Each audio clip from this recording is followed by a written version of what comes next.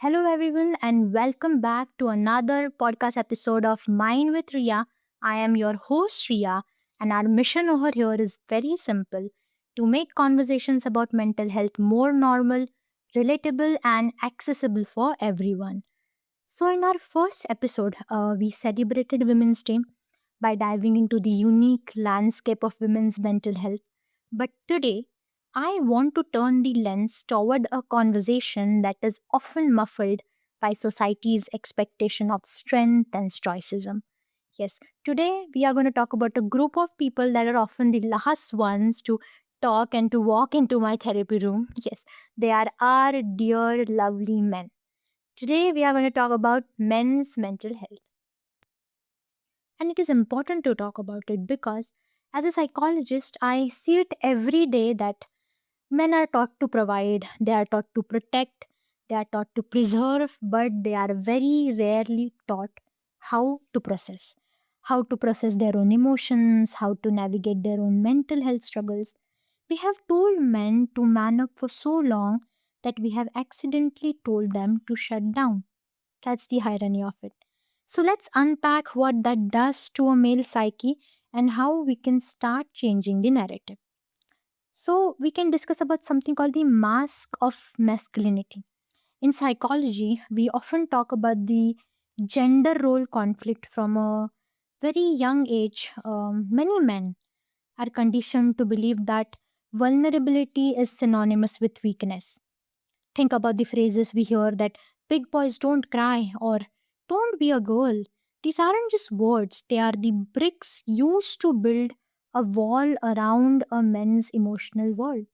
So, you see, the problem here is that when you can't express sadness, it often leaks out as irritability or anger.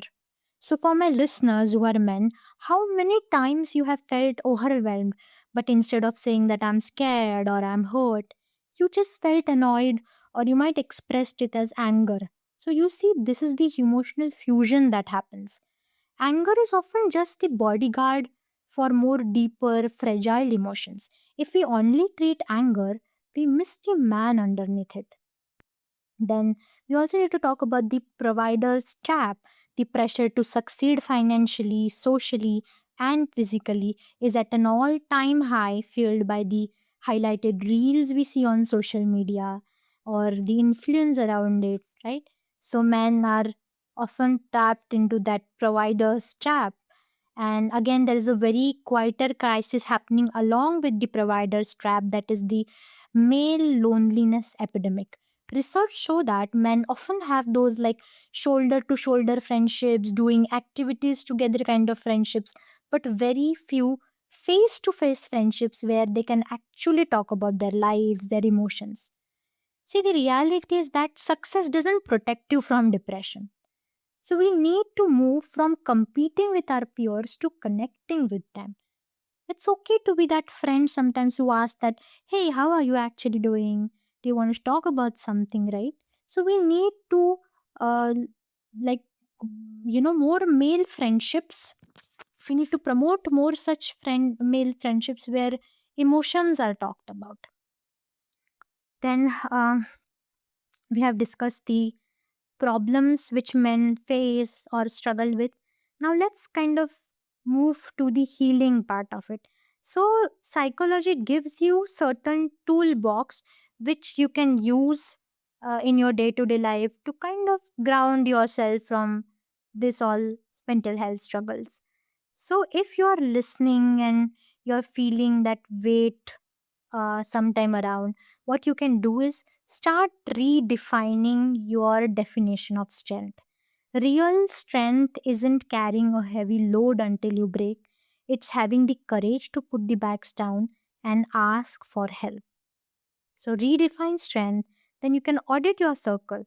Surround yourself with people who make you feel less than for having a day off, who can make you feel yourself. You will feel accepted around them, right? So try to surround yourself with that kind of people. Then number third is the physical entry point. Sometimes talking is hard. Men does not express properly, so I often tell my male clients to start noticing this physical cues: tightness in chest, lack of sleep or digestive issues. Your body often speaks when your mind won't. So start noticing these cues. And then professional support. Therapy isn't fixing you, it is optimizing you. So it's like a mental gym. So hit that gym often whenever you need. So seek for necessary support. So these are few tools you can use navigating the way around. And in the last part of my podcast, I want to highlight a very important topic, that is raising the next generation of boys or next generation of men.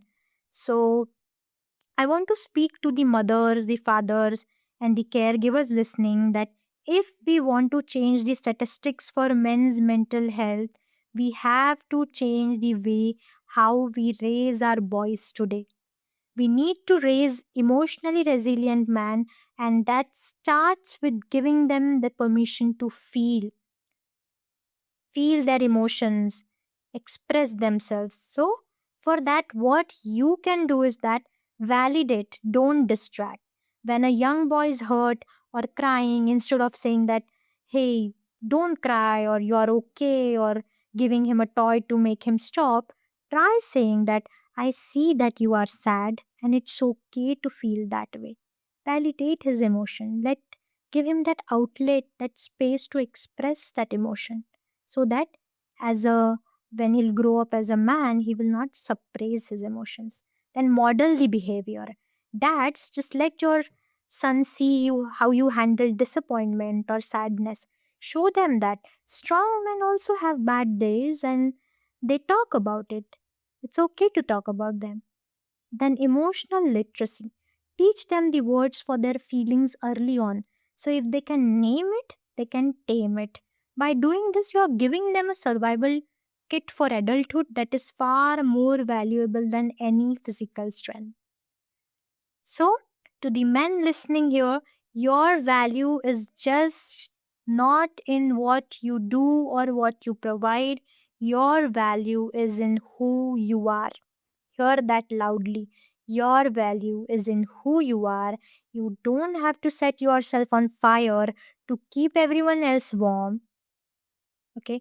You have to protect yourself, prioritize yourself, and don't suppress. Talk about your emotions, talk about your mental health, be yourself, so that if this episode resonated with you, do share it with a brother, a father, a partner, or a friend. And let's make Mind with Riya a community where we normalize the human experience regardless of gender. Thank you so much for joining me today. I am Riya signing off.